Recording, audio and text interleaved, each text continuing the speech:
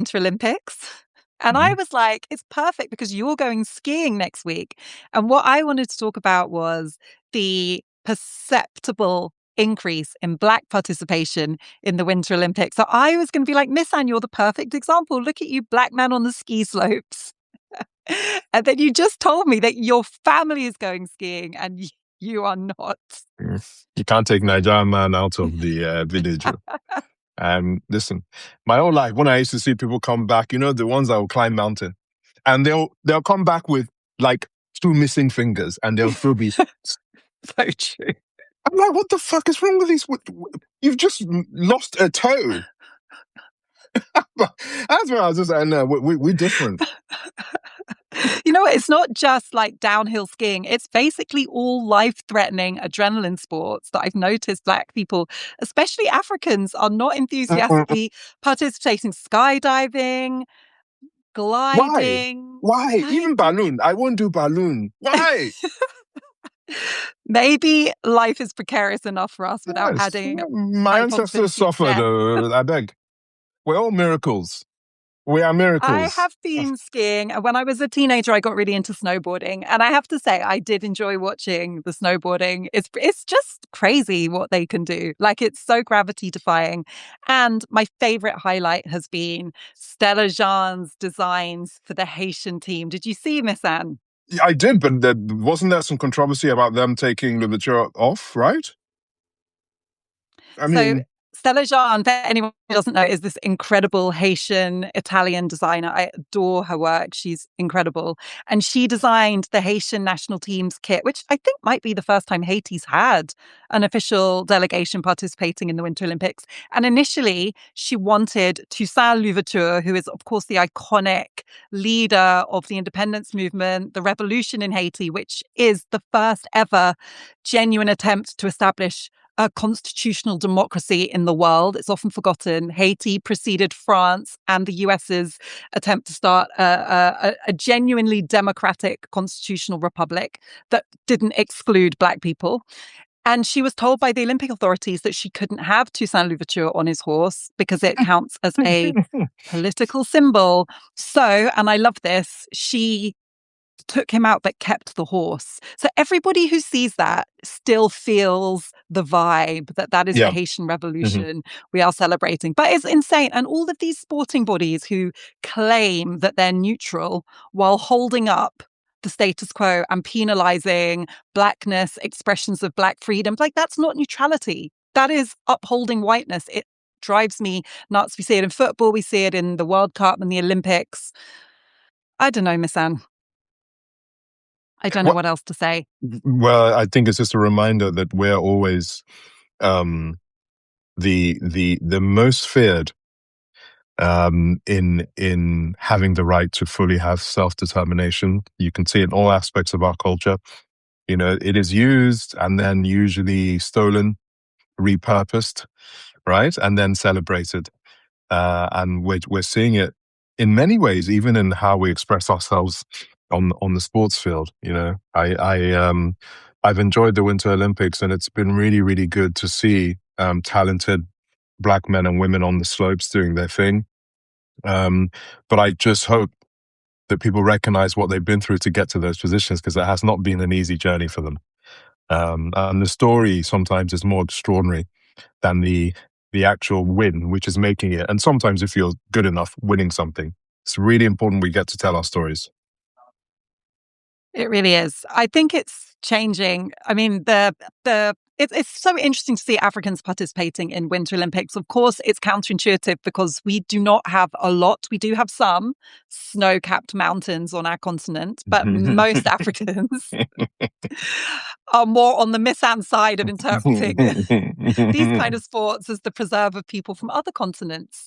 But the thing is, like every sport that Africans get into, we end up excelling at. So it makes complete sense that we would be getting onto those slopes as well. I personally love to see it. I'm here for it. I hope we continue. And I think it is. It's like the pipeline of people who 20 years ago started training at these sports are now starting to come through at Olympic levels. So it's only going to increase. So And of I'm course, just it's laughing. threatening. I shouldn't laugh, but I'm just laughing because the more Black people we're going to get on the slopes, we're going to start getting their parents invited, and I know my aunties. Okay, they just aren't going to do it. I mean, did you, even in the Super Bowl? Did you see the auntie that they interviewed? And like No. her son is in the Super Bowl. It's a big deal. Okay. It's And a it's, big oh deal, my yeah. God, what do you think? She's going, answer. I was just like, she was like, is it a big deal? Why now? I was like, they keep it so flipping real. I love it. Sorry. If you know, you know. My African on the slope story is that I persuaded my parents to take us skiing because all my school friends went skiing. I wanted to join in. Mm-hmm. So we proceeded to go on a ski trip, and my mum, I think, went to CNA. I don't, if anyone here is old enough to remember, like DNA, sure. VHF, Yeah. CNA, and bought this like winter ski coat, which said speed in like huge font on the back. And she then proceeded to be highly visible as the only Black person for like 1,000 kilometers around on the ski slopes in this huge snowplow the entire time, terrified for her life with like speed across her back. It was a very unforgettable moment in my childhood. Well, I'm pleased to say we have surpassed that level in ski talent. Okay, speaking of race and sport, we got to talk about Jim Ratcliffe. We have to talk about Jim Ratcliffe. Are you a football fan? I've never actually asked you this before. Do you support a team? um, I'm like always. There's also things that people don't really care much about that I'm good at. I was one of I would say a LeBron James level talent in for those that are listening, PES, Pro Evolution Soccer, which is the greatest football game. What? I don't even know what that is, Miss Anne. It used to be ISS, International Superstar Soccer. These are video games we're talking Uh, about. okay. Yeah, before I FIFA. thought I thought you were Um, dropping like a major exclusive that you oh were like a no, no, pro it's level. the hands. So yes, I I was very good at that, and that's about as much as I enjoy football. I don't really understand when I see grown men crying over such. But Careful, Miss Anne. You're going to no, alienate a lot of our followers. Careful. I just don't like. I get like if it's a Euros or World Cup, I will and the Afcon I loved because I love the community of it all. But I also think in many ways, sports at that level is a modern day Colosseum, right? It is what allows us to, and this is a different subject, but what allows. I mean, we had in the Epstein tapes a Barclays or a big bank CEO saying that we're too busy you know, screaming and entertaining ourselves to realize that we're basically being robbed blind. And I think it's really, really interesting looking at how sports works relative to what the business of sports is. So, in its purest form, boys and girls playing and competing, it's amazing. But the business of sports is completely wrapped by white supremacy, which actually takes us back to Mr. Jim Ratcliffe and just about every other owner of sports, especially in America, where over 50, 60, 70% of many of these sports are Black men and women. And if you look at the politics of their owners, and they are all immigration stories one way or another, it's really, really disconcerting. So going back to Jim Ratcliffe, the internet did not waste time.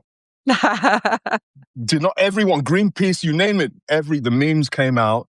And I think, John Barnesy, legend John Barnes, said there will be like 3 players in the Manchester team if you took out all the immigrants, right? I'm So, glad John Barnes has come back because he went through a rough patch where you had no idea what he was going to say on air. um, So, have you read the book $40 Million Slaves by, I think he's called William Roden, the no. US author? So it's about sport in America, which is like the context I always think of this, but it's basically arguing that the structures of power in sport, really talented Black athletes playing for teams owned by rich white people, is a form of bodily exploitation that is only a better remunerated version of enslavement, It's a basically. plantation. Yeah, it is. It's a plantation. And, Jim Ratcliffe is making it so easy to see that parallel here. How can you have a team that is completely dependent on the talent of young Black men and women, because there's a women's team too, and then the owner has the audacity to say that Britain is being colonized by immigrants? And there's just so much to what he said, like the language of colonization, completely erasing the reality that colonization is a terminology that refers to power. It's not about demographic change. He's referencing a system in which powerful European nations exploited and decimated African and Asian and other indigenous people to steal their land. That is not what is happening in Britain, and it's so offensive and Well, well, ignorant well. to You use that remember, language. my sister. He's a patriot, right? He's a patriot that lives in Monaco, There's right? that too. There's That that does too. not pay any tax. So what was the statistic? That he paid £0 tax in 2024, 2025, while immigrants who are colonizing his country pay 17 billion. £17 billion in tax. It's so interesting that these patriots rely on starving the country they apparently love so much of funds while cheering on the sidelines this narrative of native nationalism that would further cause the country to self-destruct. And it's so wild because in his team, this isn't even metaphorical. His team would literally self-destruct if you Literally. remove the people Yeah. descended from immigration. It's so And also dark, but I love it when these people expose themselves because they're thinking this, Misan. Usually they're smart enough not to say yeah. it out loud. Well, the Man United brand, you can go to a village in Ghana or Lagos and you'll see a Man U t-shirt. The brand is loved and supported by children of empire. You know, it goes deep. And on the subject of patriots, I know we have a lot to talk about, but I cannot get my head around what is happening to a community that I feel very close to, which is the British Jewish community with people that call themselves patriots. Tommy Robinson has just written, if he wrote it, an article for the Jerusalem Post. I actually thought that was, I thought it was like AI Or or satire. No, when he he wrote. posted that. And the article, oh my God, the article is about him explaining how Epstein couldn't have any link to Israel. Tommy Rob, I mean, it's just so crazy. And I'm just 2 days ago, white supremacist in chief, Nigel Farage, was at Central Synagogue in London, you know, announcing the Reform Jewish Alliance with guests like Suella Braverman coming and all sorts of right-wing pundits. And I'm just thinking the man that allegedly in school said, gas them, and Hitler was right. I don't know if you can even say any more anti-Semitic words than that, is a man that's forming a union of this right-wing party with the Jewish community, who are almost all immigrants, if you look back, not even that far. What are we doing? I thought that protest that Jewish protesters held at that event was so powerful. There were so many Jewish people who essentially crashed the event, stood up one by one and talked about their grandparents who survived the Yes. Holocaust, who lived through the Nazis, Mm-hmm. and how this is the ultimate betrayal of their story and their legacy. And it's just so sad to watch some, and I have to believe it's like a small minority of Jewish people who are more interested in aligning with other native nationalist far right leaders than they are But about actual why? anti-Semitism. Why? Afua, help me understand this. I'm just scratching my head. These people, if you look at the neo-Nazi movement in Europe and the US, almost more than their hatred of brown and black people is their unfiltered anti-Semitism. Remember that video, Jews will not replace us.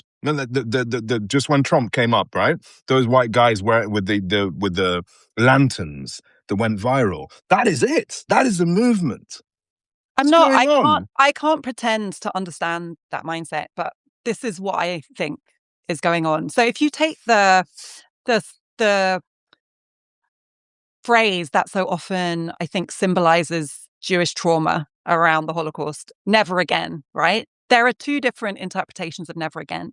Never again, as I think most people understand it, is never again can we let humanity do this to other humans. Never again can we stand by and allow this to happen. Never again can we tolerate a group being persecuted and annihilated and traumatized in this way, right? That's like the understanding.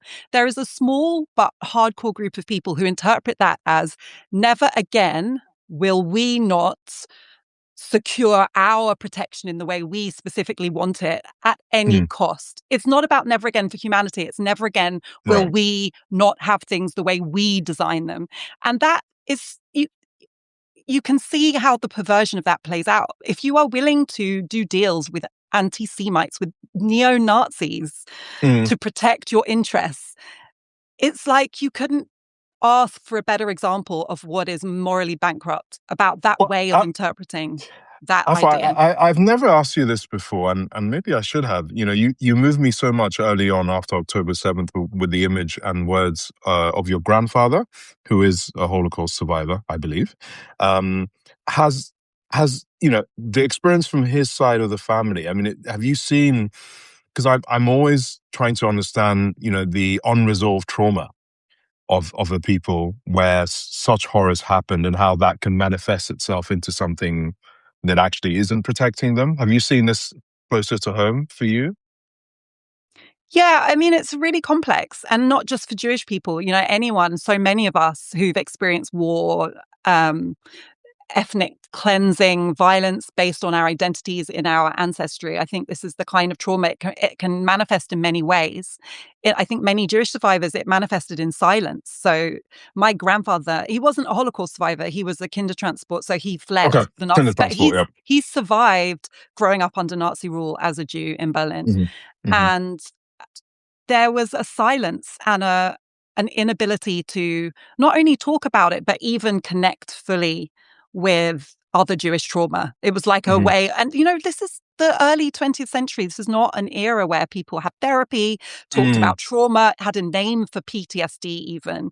So I think there are many ways it manifests. And one of the things I think has happened is that the people who base their lives more on that experience can be suspicious of people who retreated. So there's this Mm. idea that, you know, people like my grandfather, whose response essentially to what he'd experienced was becoming a leftist because he experienced fascism. So it made complete sense for him to move towards the left, Hmm. to be completely committed to human rights, which he saw as a protection against that ever happening again, to have really humanist values about being anti-genocide, anti-violence based on ethnicity, anti-nationalism of any kind. Hmm. And so, you know, I grew up thinking that made total sense as a response to the kind of trauma he'd experienced.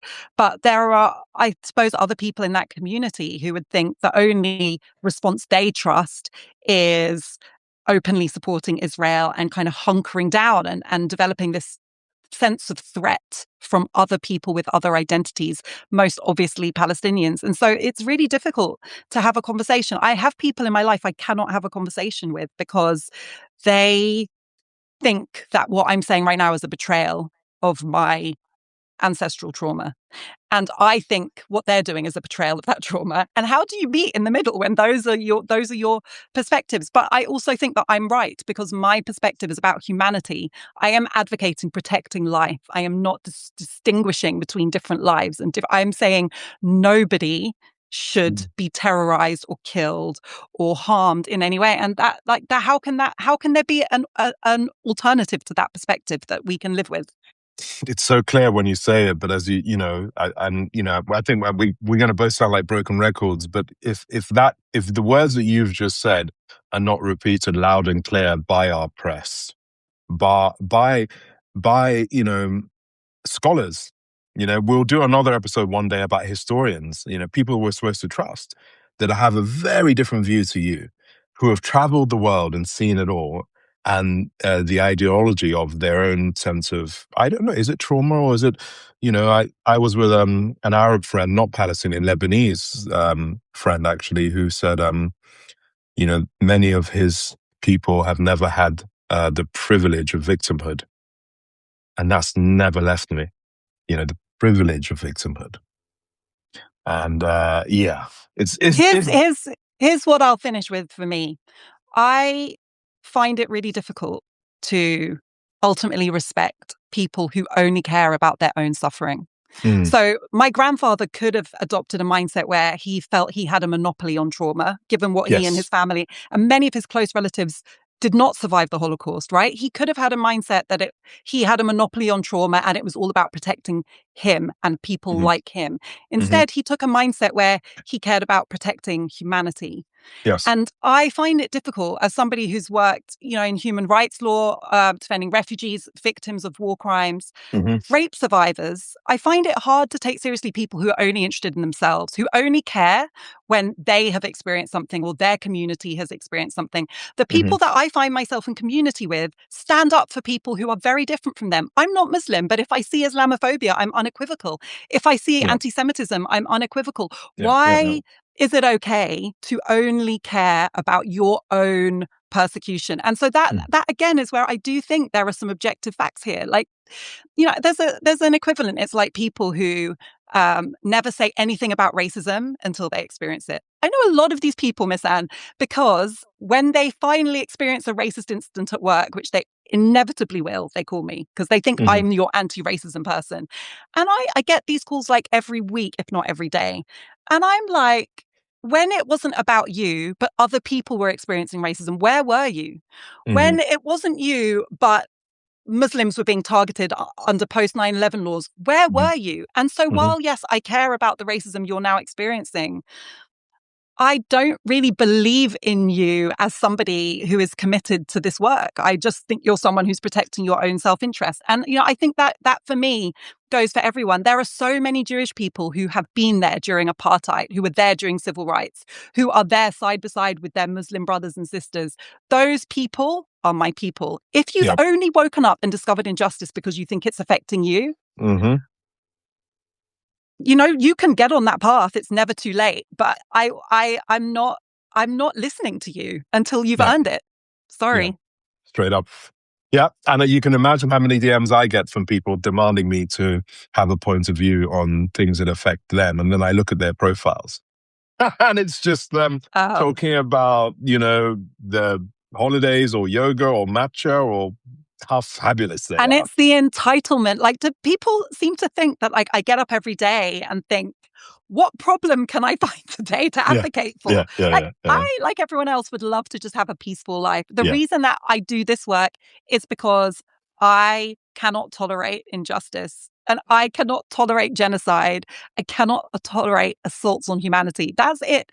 I would love nothing better than to never have to speak about race again because we live in a world where protection and safety and resources are distributed equally to Mm-hmm. everyone, irrespective of their race, gender, religion. I would love that. I'm not advocating for this world, but while we live in this world, how is there an alternative but to say these things? And, it's not comfortable. Like, every time we have these conversations, I already know the backlash. I already know the people that are going to come and try and find something to say about it. It is what it is. But are we going to one day look back and be like, thank God I didn't annoy anyone who Mm. doesn't stand up for anything? No. So, this wasn't, by No. the way, even what we were going to talk about today. No. No. It's But just it is, always there. yeah, and us neurospices, you know how we do. So on big tech, there's a huge backlash on big tech, and in many ways. So a lot of people are going as analog as they can. A lot of people are trying to boycott big American tech, so Google, Microsoft, all the things that are kind of integral to our lives. Related, because a lot of it, for example, is about Microsoft's complicity in Israeli weapons systems and Mhm, military training. So people are they're starting to be a lot more thoughtful about which big tech companies they support, which apps they use. Have you heard of mhm. abstinence? I love the phrase abstinence. I think it's so cool. No, no. Abstinence, people are voluntarily deleting apps and being Mm, much more thoughtful about which apps they download, what data they give them. It's actually so intentional. It's like becoming a protest against the dominance of these apps, against the kind of digital harvesting, because mhm. when you look at the people behind them, there is no reason to have any trust that the data we are giving these companies will not be weaponized against us. There is literally no reason that you can give them the benefit of the doubt. Every opportunity they've had to prove that they are on the right side, they have been wrong. So it's Yeah. crazy. These are the very same companies that we are giving away our most precious data to. And look, I'm wearing an Apple Watch. I am guilty. Like, they know how much I sleep and what my heart rate goes up to when I run. It's really unsettling. And so, yes, What I am also on a journey of like we working all out are. where my red lines are, because of course this tech is often useful. That's why we use it, right? Yeah, yeah, And that's why I love to see these alternatives. So up scrolled instead of TikTok. I love some of these new AI large language models. Thora, I think you're the one who showed me that. It's a ethical ethical AI built by Syrian engineers. yeah. Thaura. Is it Thora? Is that how you pronounce it, I Misan? mean, yeah, and I don't know whether there can be ethical AI, but it's more ethical than what we're dealing just because of what the servers that are needed for any large language model. But what I also will add is, Proton email. A lot of people are moving from Google to Proton Drive for their storage and Proton email. If right next to me is my NAS drive, my network attached drive, everyone, if you can afford it, should have a network. It's your own Google Drive, which is cheaper than what you would pay yearly. It's really, really important. Wait, Uh, what? So you use that to instead of the cloud to upload yeah, your. it's my own cloud. Yeah. So, and I have access to it anywhere in the world. I'll send you some stuff on it. But there's a great company called Ugreen that's making it halfway affordable to have a network attached drive. And I think, for anyone that makes content, makes movies, documentaries like me, takes a lot of pictures. Of course, I have my stuff backed up in the cloud, but I don't trust that, especially with my voice. They could just wake up one day and say, you're against our terms and conditions, and everything that I've saved in the cloud will just disappear. So of course I back up everything physically, and I even send it to all four corners of the globe, actually, in case I'm hit by a bus. Our friend B.A. Davidson says he's taking notes. I should take notes too. Miss Anne, I read the study about the gender discrepancies around AI use. It was so interesting. Women are so skeptical of AI. We don't like it. We don't trust it. We are late adopters. Men are by far the most hmm enthusiastic adopters. And actually, the biggest determinant of how willing you are to embrace AI is not race, class, or level of educational attainment. It's gender. Like, it's the hmm biggest factor about how, and it's not just like what you're actually doing, it's your mindset. Like, men are much more likely to see this as exciting opportunity, hmm while hmm women are more likely to feel threatened, to feel scared and very reticent. And I'm so curious. I relate to that. And I actually know a lot of couples where a woman is waking up every morning to her male partner enthusing about the latest thing that happened on Claude or whatever, or what he's been able to do with his large language models. And she's like alienated, doesn't understand what he's talking about, and also doesn't care, and also feels a sense of foreboding. hmm And I hate like simplistic gender stereotypes, obviously, but it's really resonating as quite an accurate one to me. Of course, there are exceptions. I use it, but I with like as little as possible, and with also a deep sense of skepticism and fear. Well, there's a big difference between AI and machine learning. I think we all have machine learning in our lives, from maps and search engines. With AI, you got to ask yourself, what do you really need it for? And I've really don't use it. In fact, the only AI side of my life is, and I'm not even sure it's AI because I think it's actually machine learning, is some of the grammar checks that I do with my dyslexia. But everything else I do the old school way. And I do my voice notes to help me with the storytelling that I do. And I haven't found a great use of AI to make my life any more, the fidelity of my life any better. This You've got is your notebook. my Yes, yes, diary. yes. I write everything. I mean, I'm a writer, but I just love it. I scribble my Yeah, notes. I can make diagrams. I can yeah. like look at it. I hate digital calendars. I find them so, I don't know. They're You're just gonna hate me not. because I use the Remarkable. Oh, Do you know what's a the remarkable? Remarkable? Mm-mm.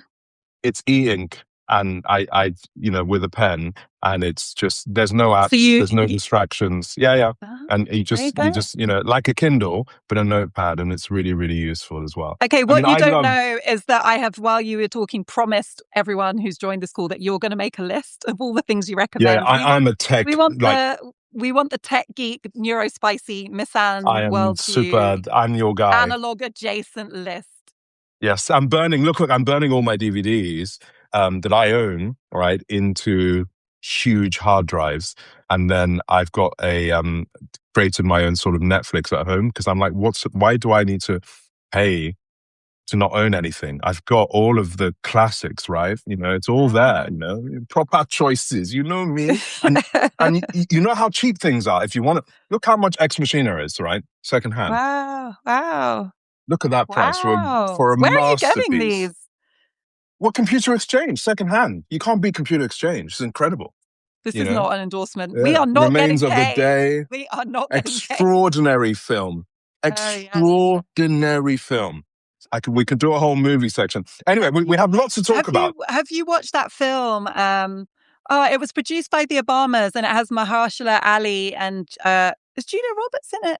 It's like, the one with the Teslas pile up and the ship Yes, crashes. yes. Yeah, I saw that. Yeah. It's like there's like a kind of tech crash apocalypse, and Mm-hmm, it mm-hmm, ends with this young woman, like this girl, basically like finding a bunker that has. Oh yeah, she's trying to finish Friends. She's trying to finish Friends, and then the tech apocalypse happens, so she can't stream. But then she finds this library with yeah. everything on DVD, and she's so happy. I was like, Yeah. that's a metaphor for many That's things. that's me. Yeah, and I've got offline all sorts of offline things.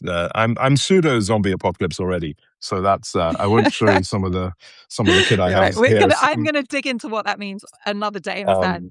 Um, but the Ring camera is really important. So there was a Super Bowl advert during there's and it showed the Ring camera helping communities find dogs by talking to every other Ring camera together. And, we are not foolish enough to not realize that that is a surveillance state that we're talking about, is beyond Orwellian. And I think many people start digging into the technology that Ring has and Flock, which in America, at least, is working with Ring, and that is working with Planeteer. And like, no. So I think many people are realizing that they're innocent Amazon products that are outside and sometimes inside the house. Alexa's listening to you all day. I keep telling this to Listen, people, right? I know. And I think, I know. with smart devices, we don't need smart devices like that, really. It's okay. No, I You agree. know, There was an incident on my road in London where basically a neighbor told another neighbor. So let's say the person at number 1 told the person at number 5, my camera saw someone breaking into your driveway. There was a gate. There's a gate. So then the number 5 neighbor, like obviously panicked, and then everyone sent on this group chat what their Ring cameras had recorded. And my main takeaway was every single thing that happens on this street is being recorded by all of the Ring cameras. And then one of them caught this woman breaking into the driveway and trying to steal something from the car. So then it was like trying to identify her, trying to use the Ring camera to identify this person. Anyway, when I showed it to my partner who grew up in the hood and is very savvy about crime, he was like, what is wrong with these people? This woman is looking for her cat. She had crawled under the car to find her cat. And the clue was she came up to the gate, like calling for the cat, she went in on all fours. She went under the car. She comes out with a cat. And it's like in this hysteria of like Ring camera rabbit hole, there was going to be like a crime report about this person. You know what I mean? And it's like, you still need to apply human common sense when you have all this. In fact, you need to apply it more. Anyway, it was just for me, I didn't realize how much everything that happens here is being recorded. And like from a security perspective, I get it. Amazon packages get stolen. There are break-ins. Cars get stolen too.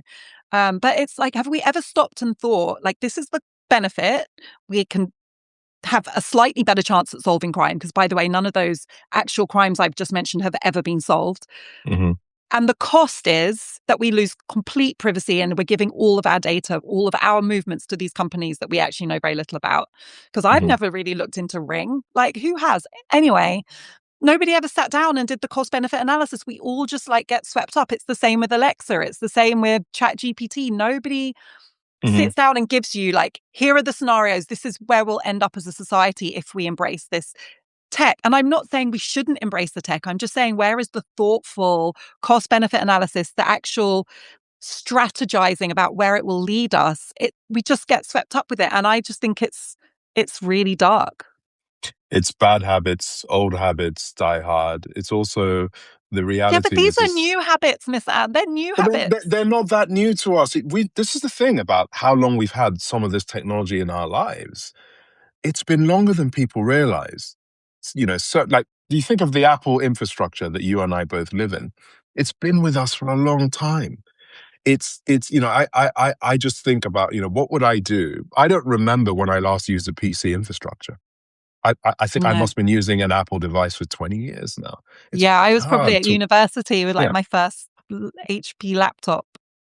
So it's you know, and it's old habits die really, really hard. And then the Bezos of it all, at the same time of his, you know, ring looking into all of our lives, he's just let go of some of the most important parts of what it means to actually have a functioning media company, the Washington Post. You know, it's fired all of the foreign photographers and journalists. He's fired half the. I mean, it's crazy. So he's destroying, you know, the very bastion of what truth is left in America, whilst we are being, you know, our data is being farmed by him, and then, you know, we are now having to look at him and his wife as if he is sort of James Bond and whatever, you know, at the Met Ball. Just put all those pieces together. It's just wild. And it's You know, so actually also the small things like it's not new for newspapers to be closed down. When I was at The Guardian, I can't count the number of times we had these like rounds of redundancy that decimated the paper. We lost whole sections and teams. And it's, you know, it's because you people, including us, like we don't buy newspapers anymore. We want free content. We are losing trust in journalism in some cases for some pretty valid reasons, losing trust in the big legacy media organizations. I'm also losing trust in many of them. But it's like, in my experience, I still think there is a huge role for professional journalism. And I still think there are media outlets and individual journalists that we can definitely trust. Well, not mhm, definitely trust, but we can continue applying our judgment and scrutiny to decide whether we can trust them. And until they give us reason not to, I think it's worth taking them seriously. But the way that Bezos and his team fired people at the Post, like people who'd been putting their lives on the line in mhm. foreign reporting roles for years, in some cases decades, not even making personal phone calls, let alone in-person meetings, sending these emails like you will come in and collect your possessions at this time, like just the inhumanity of it. And it says something about these people who run these companies and how they think and what they value. There's literally no humanity, and there's definitely no love and appreciation for journalism. You do not become a journalist to get rich or famous, guys. You Mm, become a journalist because you care about uncovering facts. Like, that is my experience of journalists. I teach yeah. journalism. The young people who come and take my classes could do other things that would give them a much easier and better remunerated life. They want to be journalists because they believe in telling stories and doing it properly and understanding what's happening in the world. And the people who are running these organizations don't give a fuck. They don't give a fuck. They've never come close to the work. They don't understand what it entails, the cost, the sacrifice, the hardship. And so to just dismiss people Mm, as if they're like bots on the Amazon warehouse floor. It's so gross. And I think we should all be worried whether or not you care about journalism, because yeah, it yeah, speaks to I the agree. values of the companies that are now controlling more and more of our lives. Yeah. No, I mean, we are waking up though. I mean, I think that the fact that we're speaking in this way, you and we don't work, we're not deep inside any kind of tech unicorns. We're not employed by, you know, but we can see what's coming. It's really, really important. There's something happening in real time, Afua, that, you know, we didn't say we'd discuss, but I'll bring it up because it's beginning to go all over the internet. The Berlinale is on right now, the film festival in Germany, and they just had a press conference with the legendary filmmaker Wim Wenders and other people, important people in the film industry. And somebody asked, you know, that the Berlinale for a long time has been very vocal about injustice. There's been a huge supporter of Iran and Ukraine, but it's never publicly supported Palestine. And it's a really awkward press conference. I watched a video just before we went on, and the Wim Wenders basically says that we have to stay out of politics, that films Oh my God. aren't for politics. And it's really shameful because there are many quotes by the same man for saying that the only thing films are is politics.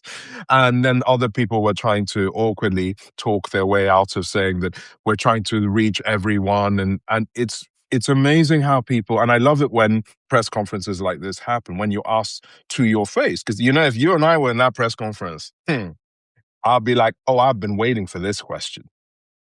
You know what I'm saying? That's what I want to be asked.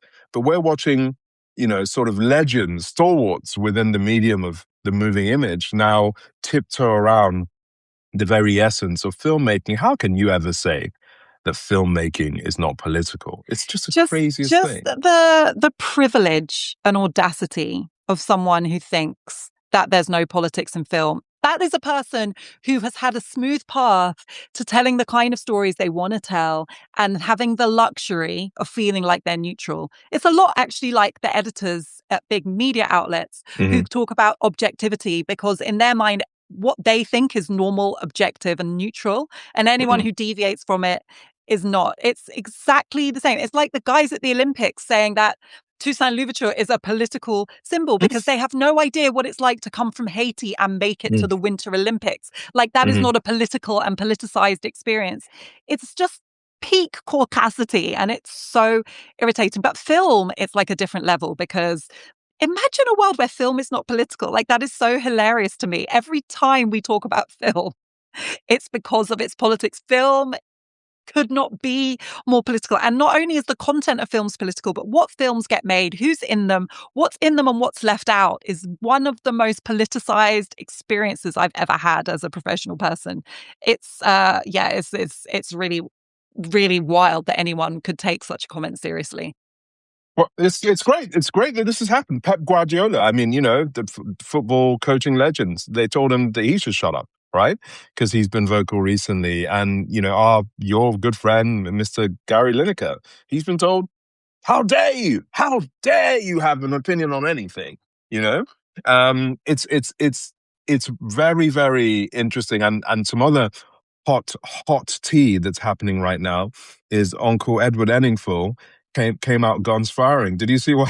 Did you see So what what happened? happened?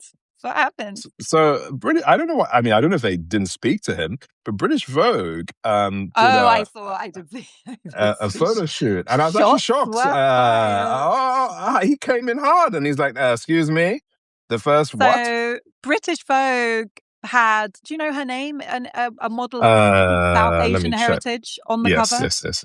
And they posted on Instagram that this was like the first time that a brown woman had had a solo cover. And Edward Enninful, former editor of Vogue, first black editor of Vogue, first black man editor, first many things. He fired some shots at that. Yeah, He was like, "No, yeah. we're not going to erase the previous brown women who have already been single covers at Vogue." I mean, It's super weird how they didn't like.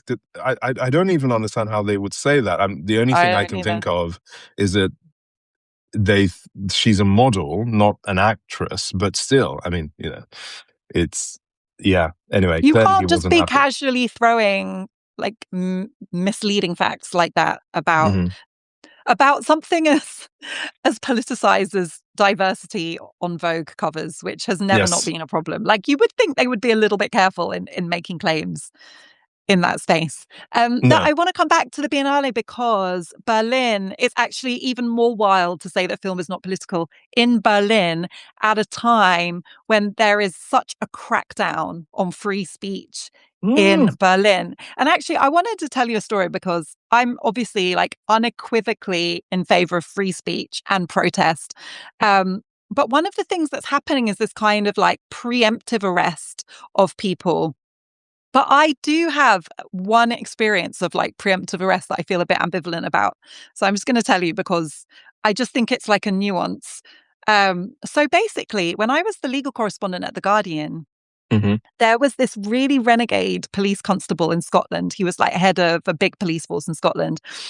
And he noticed that there was a massive spike in incidents of domestic violence during key football matches Hmm. or just after, because men were going to the pub, getting drunk. If their team Hmm. lost, they were then getting angry and then they were coming home and beating up their wife or girlfriend. Oh my God.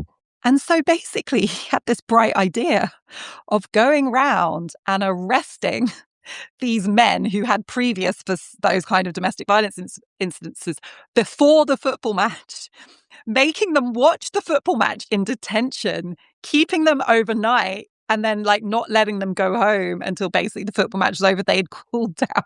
And guess Where is what? this? This was in, I think it was the Chief Inspector of Strathclyde Police. It was a big Scottish police force. This is a long time Goodness. ago. Mm. Anyway, it was so effective. Domestic violence incidences like more than halved from what I recall. And it was like I got the story and I was so ambivalent about it because, on the one hand, it is such a violation of basic human rights principles to preemptively arrest people. Like, it's actually in the Human Rights Act and in all international human rights conventions, the rule against retroactivity and against preemptive Of course. criminalization. So you really can't do that. But it worked, Misan. It protected girls and women from violence. So anyway, I just say that because whenever I see stories about preemptive policing, I'm like, there's just this one little caveat that I don't know. It has a role to play in violence against women and girls, but Well, it's not okay, and it's not okay in arresting people for protesting against genocide and violence, especially in Palestine, which is what's been happening. And actually, like, we should talk about what's happening in Germany and Australia. But, the UK is one of the worst countries at the moment for arresting and imprisoning activists for planning protest that haven't yeah. even happened yet. That's what they did to the Just Stop Oil Hmm. protesters. They've been using that, creating these no mask zones that mean that if you cover your face in a protest, you can be arrested without having actually committed an offense. So I Hmm. just think we have to be really, on guard against. And the thing about in my life, in my adult lifetime, we have so scaled back rights to protest in Britain. It's just been one thing after another. And Labour started it, by the way. Then the coalition government, then the Conservatives made it so much worse. But it's just been one direction of travel of constantly Um, restricting our rights more. And the thing that always surprises me is how easily it happens. Like, I rarely see big movements against it. It's like it happens, we kind of sleepwalk into it, and I always just think it's so weird how easily we give those rights up. well, it's being sped up, and I think, when the dust settles, and I know that Declassified and Double Down News and Novara are doing some really good journalism on all of this. And obviously, Morgan McSweeney has since left government. And the lobbying groups that have influence over the whole of the British establishment, um, government figures, um, we will see that systematic takedown. And it isn't just about Israel now. We're talking about just capitalism. Albert Systems makes a lot of money. War in general makes a lot of money, both for people that sell weapons, but also if you look at the Murdoch empire, any kind of report you'll see on them is that, they admit times, they made a huge amount of money during Iraq. It was a very profitable time for their business. War is profit. And anyone that tries to dissent or make it clear that all of these groups are working together, they will get stamped down or out. And I think of the hunger strikers. I think of, how can you be held on remand for 2 years? It's unbelievable what's going on. And It's tomorrow is a huge completely. day. 10 a.m. tomorrow, the Royal Courts of Justice, 10 a.m. And we're going to find out, because if it's thrown out, I think it could be the house of cards that really breaks what's left of any kind of belief in the structures that are supposed to be protecting us. Because Mandelson is damaged. Mandelson is the biggest crisis we've had since the perfume affair, and I think it's even worse. It goes all the way up to the royal family. We're finding out more things every day. There are more resignations happening every day. Our jury system is something that isn't perfect, but we should be very proud of. They threw out 6 cases, literally threw out. They're like, the jury saw it.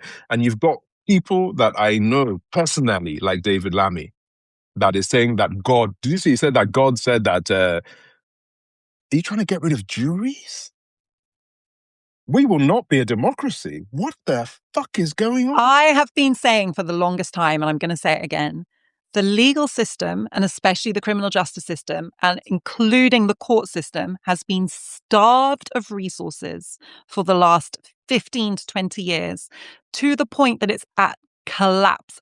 And the thing is, every time we have cut funding for courts and trials and criminal justice, lawyers and court officials working in the system have said this cannot work. We cannot have trials. We cannot process cases. We cannot deliver justice if you keep cutting budgets further.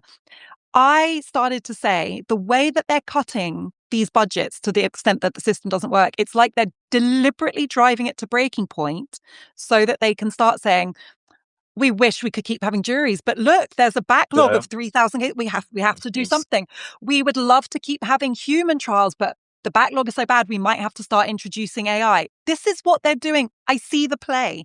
They broke it, and then they're going to say, sadly, it's broken. We're going to have to do away with this and do away with that. And, it's so hard, Misan, because nobody wants to champion spending public money on courts. People would rather, very understandably, champion spending it on benefits for vulnerable people, spending it on schools. It's really difficult to make people care about starving the legal system, starving defense lawyers and pro bono and legal aid work, making people work pro bono instead, getting rid of canteens in courtrooms so that you can't get food or drink when you're in court all day.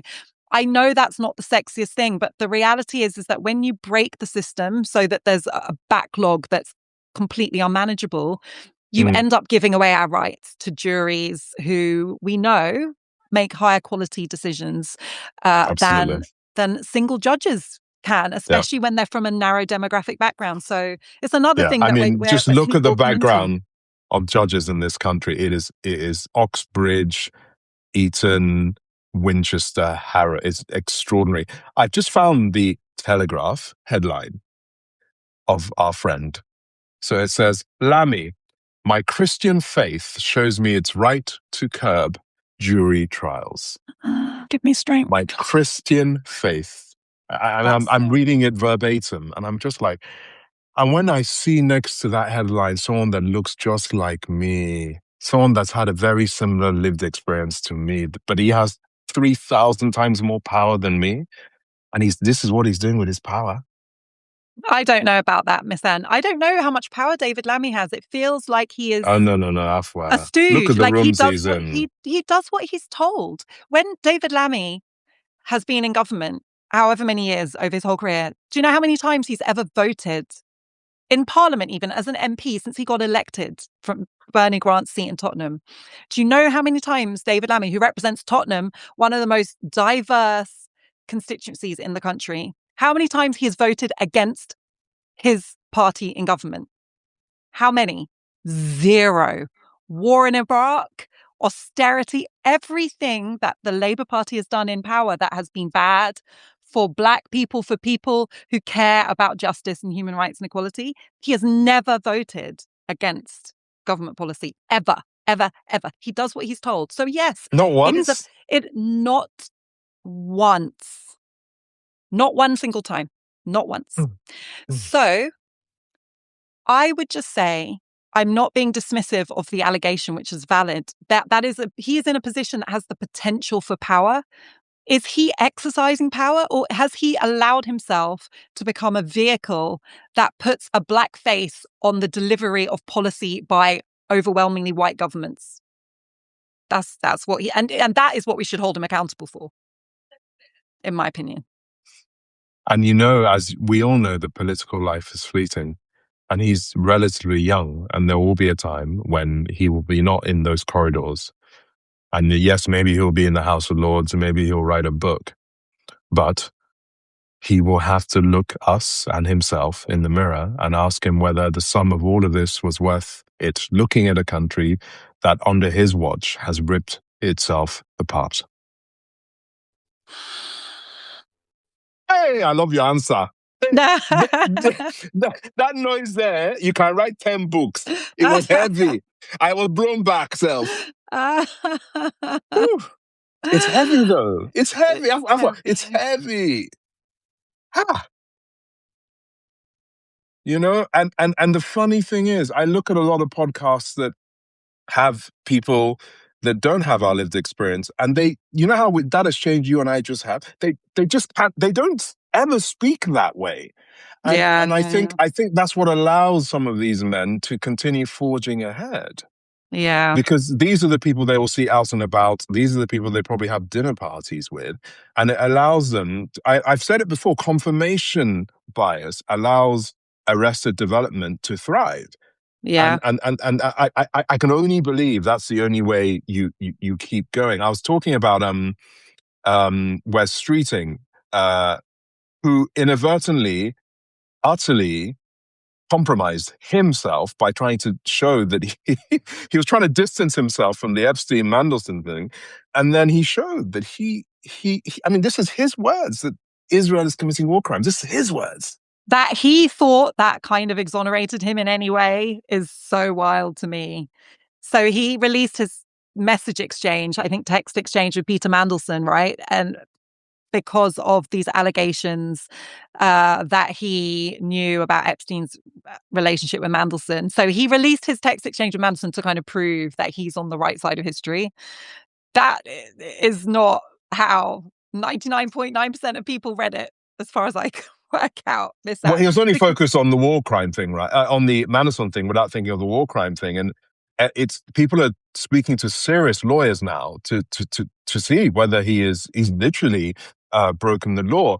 And it takes me back to the Biden Harris administration. I'm lucky enough to know people like Josh Paul, who was one of the first to resign. And I've read into many of the Biden staffers that did resign, and it's the same thing. Everyone knew. Everyone said, we're breaking international law. We're breaking into that. We must not send one more penny to this state. We are dismantling the UN in real time. We are removing what aid agencies can do. And Biden was sent these papers, and so was, and a lot of, this is the thing, this is where it gets a bit funny with some of my peoples, so was Kamala Harris. She was very, very aware. And Yeah, as we've had some people like laying into us on our Substack for being critical of Kamala. I cannot support a politician who has not even a promise, not even a pledge, not even a suggestion of holding Israel accountable as part of their mandate. I no, can't support it. I no, can't support it. she wheeled out It's a Bill problem. Clinton to It's a Dearborn, problem. which has the most Muslim Americans, Dearborn, and she had Bill Clinton do the campaign speech where he used a hugely offensive term in describing, the occupied territories in Palestine as Judea and Samaria. You cannot offend a Muslim person more, especially a Palestinian person, more than using those terms. And she thought that was going to help her campaign. So many people have looked at data points saying that Palestine was a single issue that made her lose in the way that she did. And this goes back to the West Streeting exchange, because I do not believe that the majority of people in government are ideologues. I do not believe they have a binary view of this thing. I believe they know. And I think that's even worse. Oh, they They, completely know. They yeah. completely know. And it's remarkable to have a government minister in office casually admitting that his government is supporting war crimes and not doing anything to stop it. Like, that is now on the record. This will be evidence in court. This will be evidence in court. And I am scrabbling to think of the defense here. Like, they know. They knew, they know. Uh Forget history not judging them kindly. Like, international law will not judge them kindly. Well, this is the thing, and I think international law is hanging on for dear life. I saw that, is it France is now calling for Francesca Albanese to be removed from her post. She can't bank, and she can't do anything. She is getting the same kind of sanction as if she was a head of a narcos or an Osama bin Laden character. Maybe Francesca less, because Albanese. President Trump loves to pardon a narco criminal. So listen, that's actually not a bad person to be right now. You be a narco trafficker, head of state type, as long as you're doing the kind of deals with him he wants, you might be looking at a pretty rosy future. You want to Mm. use your official position to do the job you are supposed to do, which is Yeah. call out human rights abuses and genocide. You're fucked. That is the world we Well, live in. The only positive thing I can say, and it's not, the bar is so low, that I've been listening to Americans talking about the Epstein files, and they keep saying, wow, if only we could be like the UK. The prime minister might lose his job because he appointed someone with ties to Epstein. mm. Meanwhile, our president is It's inside. mentioned in the It's Epstein files. The quotes are amazing. ah. More times than Jesus is mentioned in the Bible. More. There are so many examples. Like, it's crazy. It, There are zero calls for him to resign because he was rolling around on predatory missions with his paedophile friend. That's that. And so I'm not, by the way, saying that our situation is okay. I'm not satisfied. I want accountability here. But then to hear the Americans dreaming of having what we mm, have, it's like levels to yeah. the dystopia we're experiencing right now. And this Epstein thing is not going away. There is much more coming. I mean, the rumor is, and if Trump does this, that he will pardon Ghislaine Maxwell. And honestly, because it's clear that she knows where everybody's buried, right? Did you hear the other thing? And I wouldn't usually talk about this sort of thing, but everyone's reporting on it about the uh, threesome between a UK Prime Minister, Jeffrey Epstein, and Ghislaine Maxwell. Whoa, And I don't have your sources, Miss this Anne. is everywhere, right? And it's extraordinary because My uh, mind is rapidly scrabbling.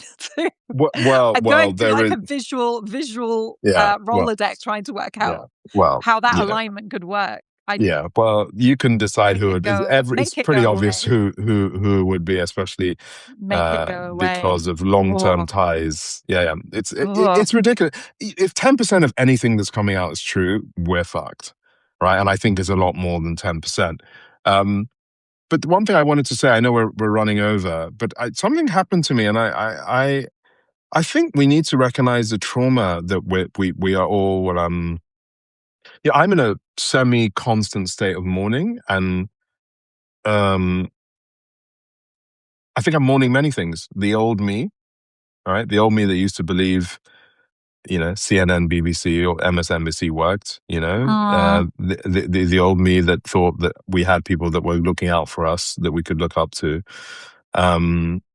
But I'm also in mourning because I cannot abide children Mm. going through the things that I'm seeing. And I posted a picture 2 days ago, and it was of a boy. It's an old picture. I think it's from 2012. And it's an extraordinary image, and he's blindfolded and he's kind of looking up, terrified. He's I saw 14, that.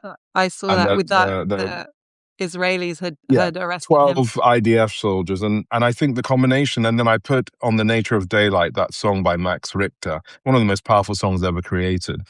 And I posted this myself. Do you know, every time I've gone back to look at that image, I just burst into tears.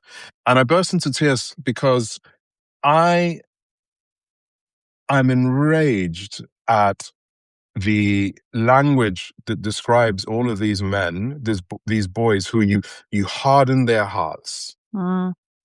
You break every aspect of gentleness and vulnerability that boys have when they're so young and figuring out the world. They see their father either killed or dehumanized to a point that their father doesn't want to live anymore.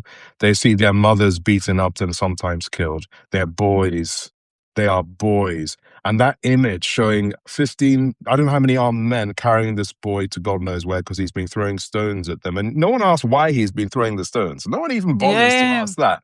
If those boys somehow make it into their 20s, you terrorize them as children, and then you have the effrontery to call them terrorists as men. And then we have been entertained and programmed to only accept that is the status quo. And I sometimes understand why many people in the Middle East are just tired. They don't even fight the way you and I fight because they've seen this thing and they're like, we lost a long time ago.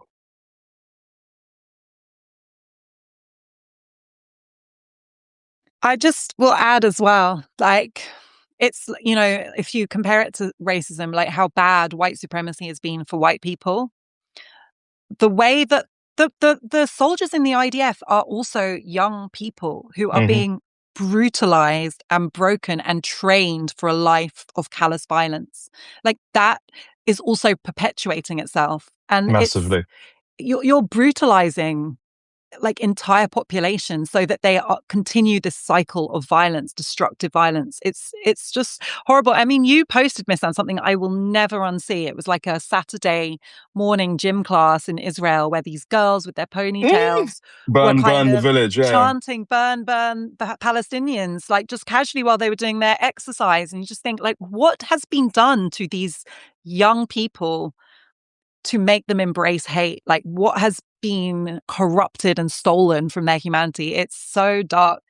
But I'm not saying these things are equivalent, though, because the trauma of what Palestinians are going through and watching their entire world be destroyed. I mean, there was a story this week about how uh, Palestinians were incinerated so that there was no trace. I mean, you Mm. just can't. You can't read a story like that and then just go on with your day. It's No. beyond. That's what I'm saying. It's mourning. We are in a state of mourning, and it's made me So my reach has exploded in the last 2 years, and in a very unique way, because when I meet people that know who I am, it isn't, oh, Miss Anne, I love your work. It's usually a hug, and we kind of hold each other enough to give each other a little bit of our own humanity. It can be a glance on the tube. I've had hijabi women sat across wearing hijab, and they recognize me, and we look at each other with watery eyes until whatever stop, and we know what that conversation is. This thing, we're never going to be the same, but we're also never going to forget. Dana Bash, chief political correspondent from CNN, who's reporting, is That's amongst the not the name worst. I was expecting to hear No, no, next. no. After It's a those great beautiful example. stories of humanity. It's a great example because she keeps getting heckled everywhere she goes. One thing went viral 2 or 3 days ago, and it was she had a face mask on, but she looked to maybe be Arab, I think, and she's screaming at Dana Bash.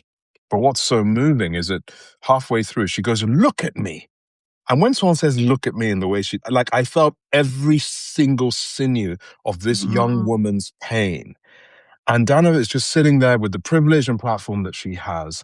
And she was principal in the narrative that every or the majority of students in America were terrorists, right? And they should be treated in a way that, violent people are. And so many of but again, many of the leaders of the Jewish solidarity and encampment movement are amazing Jewish people. Sorry, not the student movement were young Jewish people. But my point is, her and Jake Tapper in particular, you run some AI, if you like, on how often in the last 2 years they have spoken about um, Palestinian humanity relative to anything linked to anti-Semitism. There's such an imbalance. Should you report on anti-Semitism? Absolutely. But should you report on an erasure of a place? I keep saying this, with 6 Hiroshimas, the equivalent of 6 Hiroshimas being dropped on this place the size of Greater London with a 1.2 million children living in. They haven't said anything. Anderson Cooper. I used to hail this guy. Remember the video of Anderson pulling someone running away? Where's he been? Where's he been? Huh?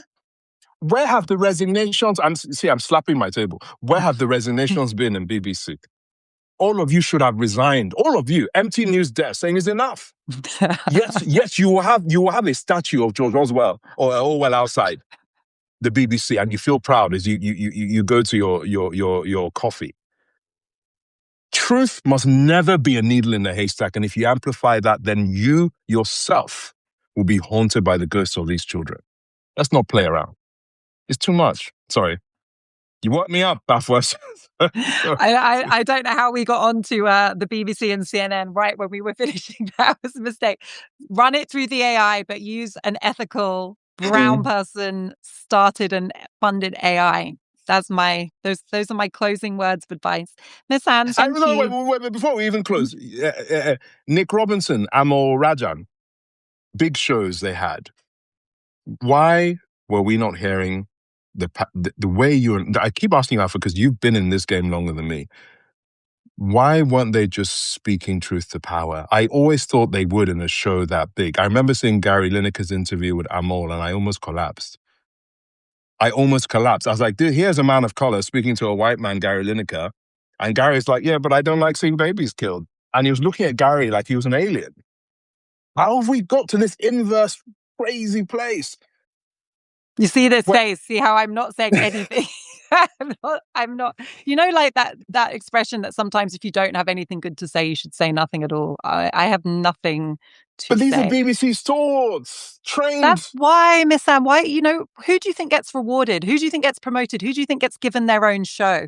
Who do you think gets given the opportunity? Are you seeing like young hijabi women getting given those opportunities? Are you seeing people who are relentlessly authentic in expressing their values get those opportunities? You can answer the question for yourself. And my final question is, why do you think I left? Mm-hmm. Yeah, we got to keep building. We just got to keep building. Even though, Substack, if you're hearing us, can you stop with the Nazi stuff? I beg. Yeah, obviously my algorithm is not feeding it to me, but I saw No, you but what post the about it. hell? Yeah, that's not okay. Please, that's not okay. Please. We Thank just you for came here. listening, everyone. We just got here. Thank you. Nice to see you. See you next week. All right. Bye-bye. Miss Anne, give everyone your spicy analog list, yeah? Or analog I'll do one. adjacent. I'll do a Substack on it. Definitely. Okay. All right. Bye. Cheers. Bye.